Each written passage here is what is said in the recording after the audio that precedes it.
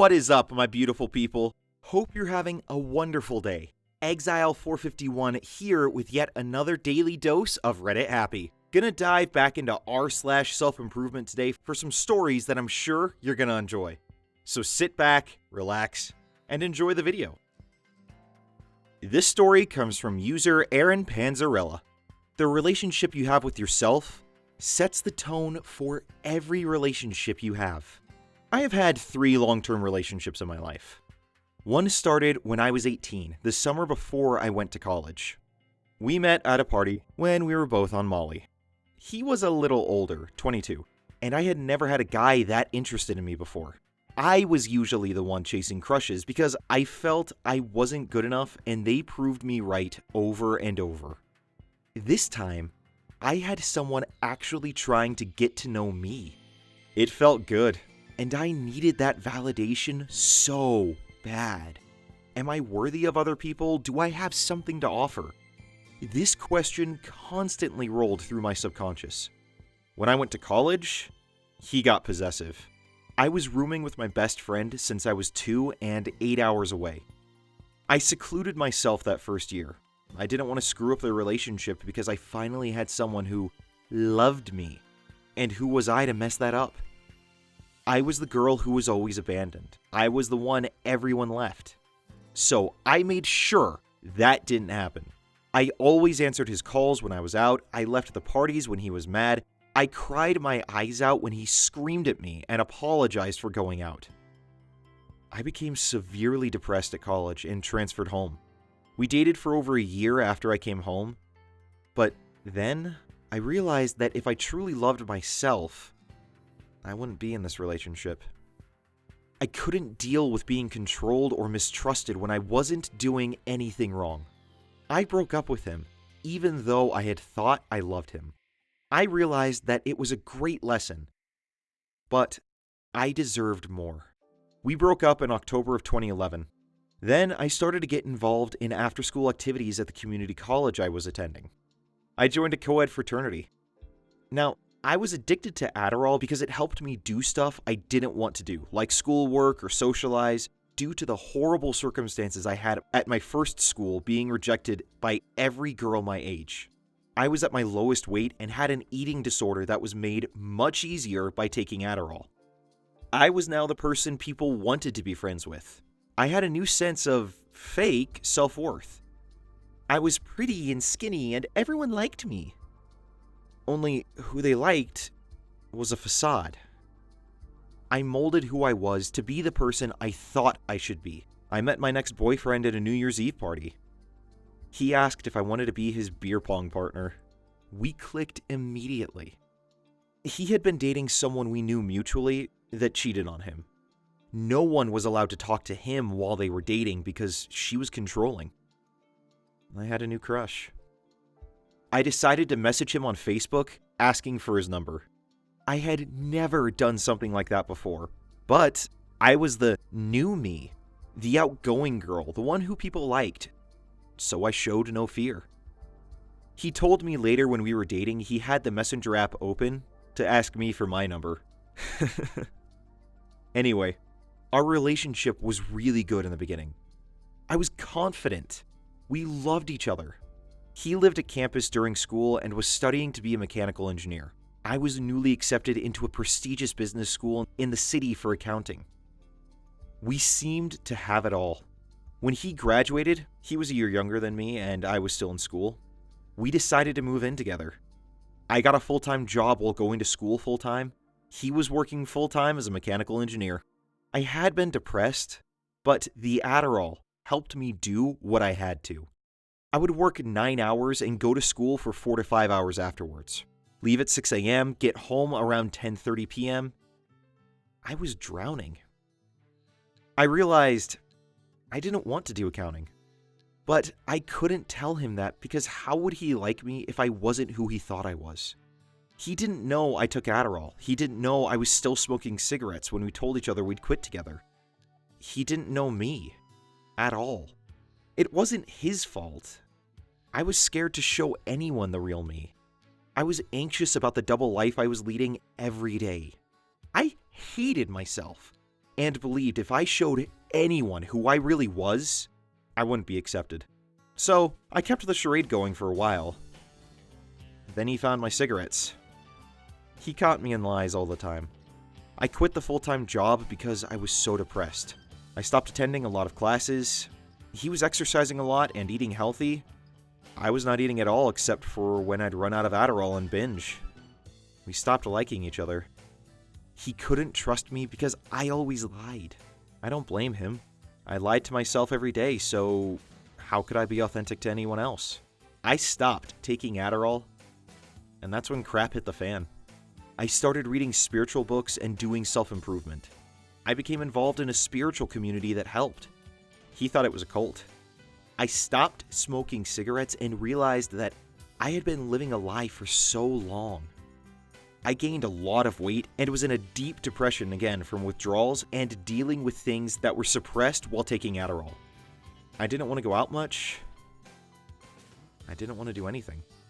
Whenever I tried to talk to him about how I was feeling, he'd shut me out. He didn't have the capacity to deal with me. I realized the relationship was doomed because I had not been myself the entire time. I was finally beginning to understand who I was, and he hated it more each day. We broke up after a snowboarding trip. I got stranded on top, and he thought I was overreacting when I fell. I was a hypochondriac, so I can't blame him for not believing me, but I was really hurt. I couldn't get down and had to be taken down by 2 professionals. He wouldn't drive me to a hospital until we got home. He didn't talk the entire 5 hours, even after we got pulled over twice for speeding. I moved out 2 months later, by myself. We lived in an apartment above his grandparents. I was still recovering and was just off crutches, but he wouldn't come assist. His grandparents couldn't believe it. I turned 25 and was single for the first time in my adult life. I didn't know how to do dating apps. I didn't know how to be myself. And I realized that was my problem all along. I was always clinging to people because of my deep-rooted fear of abandonment. I'd mold myself into someone I wasn't because I didn't like myself or love myself. I'd play a part. And I was done. I did a lot of self-improvement over that year. My dad was really sick with Parkinson's and dementia. Then my mom got cancer. It was a whirlwind. I lived with them in a tiny apartment until they decided they were going to move to Florida. I got a new part-time job and then it turned into full-time because of my hard work. Then I started to prioritize my health after seeing what my dad and mom were going through. I decided that I had to take care of me instead of worrying about filling some void. Too many things were going on that were more important than me trying to date again. So I moved into an apartment above my cousin's house when my parents moved. I was essentially living by myself for the first time since I didn't have to answer to anyone. I loved the freedom. I could come and go as I pleased. I started to really dive into spiritual practices. I viewed my abandonment issues and started to heal them. I realized that everyone I ever dated served a purpose, but I jumped into relationships for the wrong reasons. I dated 2 people short term and realized rather quickly I couldn't keep doing that because I was constantly needing to validate myself through someone else. And I was done with that part of my life. I realized deep down I never believed I was worthy. I'd jump into things immediately and ignore all flags. I wasn't a good girlfriend because I didn't know how to love myself at all. I didn't do a good job in my previous relationships, which is 100% on me. But I also chose people who weren't a good fit. No matter what, we wouldn't have worked out for the long haul. I decided enough was enough. I deleted all my dating apps and decided to focus fully on me without worrying about someone else. Then, a few days later, I received a text saying, "My phone broke. I hope we're still on for Tuesday." It was someone I was talking to on the dating apps and really felt he was different until he ghosted me. He worked 5 minutes from my job and we had agreed to go out after work on May 16th, 2017. I had decided that day instead of Monday because it was the anniversary of my first dad's passing, which is always a weird day for me. I decided to give him the benefit of the doubt and we went on our date. I showed up not trying to be anyone but myself. I was tired of pretending. I had accepted myself for who I was, flaws and all, and no longer cared about what other people thought about me, because if they don't like me, then that's fine. We're still dating and just moved in together. It's a relationship I could have never had before I started to love myself and realize I deserve respect and trust. I don't do anything to self-sabotage in it because I don't fear being abandoned.